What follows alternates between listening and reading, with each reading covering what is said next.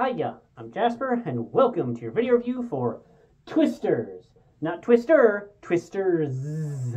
So, this movie stars Glen Powell, who you probably remember from Top Gun Maverick, as well as that other World War II movie starring that dude who was Kang, as well as just whatever that other rom-com with Sydney Sweeney was that made a bunch of money. So, he's been in a bunch of things recently, and he's definitely got that leading man material like Tom Cruise, well, maybe Ben Affleck, but like Brad Pitt, like he's got that face and that charisma. So, yeah. And then it also has the main actress chick who I haven't seen in anything else that I can recall, and then the dude who was the main actor in the Transformers, the latest Transformers, like the Beasts of Rising or Rise of the Beasts, and also In the Heights. So it has that dude, and then a couple of other people, but kind of that's the main thing. So the movie Twister is, I don't want to say that that Twisters is not necessarily in the same universe, but like other than a couple of like a bit of dialogue nods where they like kind of mimic those phrases that they like said back and forth to each other in that movie.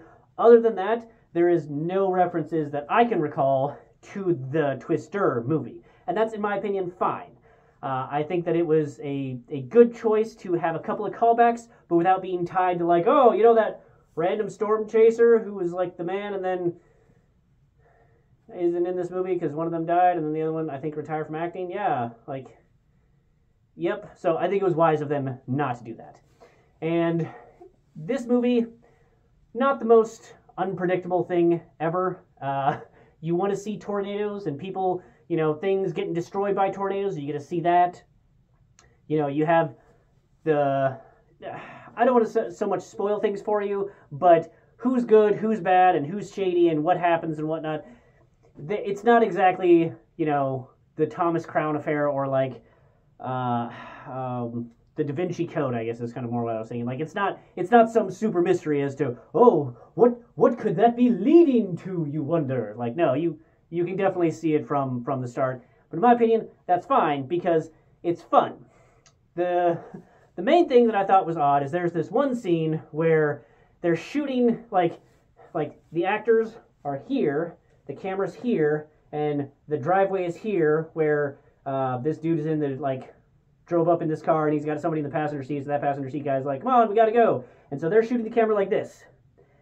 And then they literally are like, boop!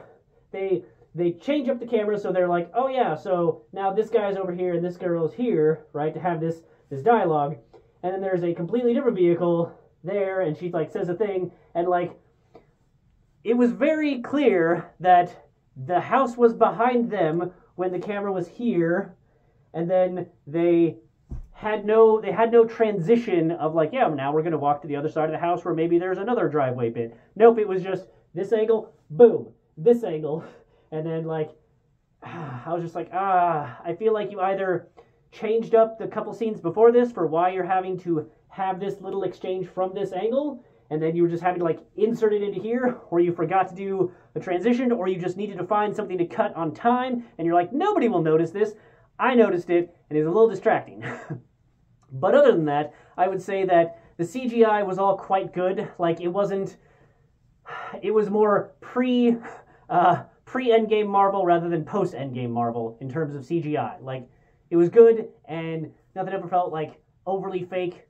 Maybe one little bit that they had in order to get a character in a situation, but it was a fun time. It was fun. But getting back to the like weird camera angle thing, the other thing that I thought was odd is that like the kind of the storyline is that Glen Powell's character, he is doing like sciencey shit, but he's also, and maybe mostly, doing a YouTube channel thing. How they're live streaming from like a GoPro from like 7 different angles when they're showing all their team, and it says live, but how are you getting all those different angles and switching between them when it doesn't seem like any of your people are operating the channel? I don't know. What do I know? I'm a very small channel. Maybe there's other things that get unlocked when you get 1 million followers or whatever. But point is, they really harped on the YouTube angle for like the introduction and like his whole initial thing until he started hanging out with the girl, and then it like just dropped off. Like, they didn't go back to it at all, despite more storm chasing. And I found that a little bit less believable, because it was like, okay, but no, you would still be doing your YouTube thing, still, even though you're doing this other thing, that YouTube thing can still be part of it. But the thing is that this was such a fun time of a movie that I didn't really care. So, you're just along for the ride, and it's a fun ride. I still think that Twister, the one from many years ago, that one I still think had better energy and better like urgency of like, shit, we gotta run to the cars now. Like, everybody's always running to the cars in that movie, and they did such a good job of it. This one had a couple scenes sort of like that, but I do think that they did it better in this movie.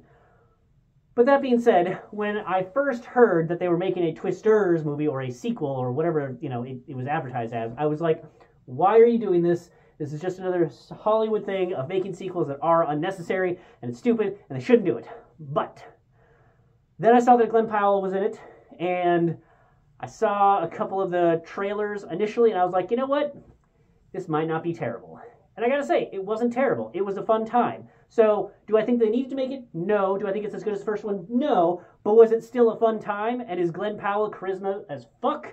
Yes. And the other thing about this is that the lead actress is definitely the lead actress. In Twister, you could argue that, like, Bill Paxton's character and Helen Hunt's character, like, that they could be co-leads, like, and maybe a little bit more about Bill Paxton's character. Like, yeah, like, she had to have some development, but it was kind of his storyline of, like, is he there, is he not, sort of thing. But you could argue that they're a little bit. This movie, Twisters, it is definitely the main actor chicks, and I'm sorry I don't remember her name, actress or otherwise, but it is definitely her movie. And then other people are doing their thing around her. So just go into that without understanding that, like, it is her movie, and so other people are going to do their thing around her, but it is her movie. It's not like a co-lead sort of thing like how this movie was. And if you go in there with that perspective, I think that you'll enjoy it a bit more than if you were just like, well, Glen Powell is leading man material and has led and co-led other movies before. Yeah, okay, but now he is a supporting actor in this one for her lead. Just saying.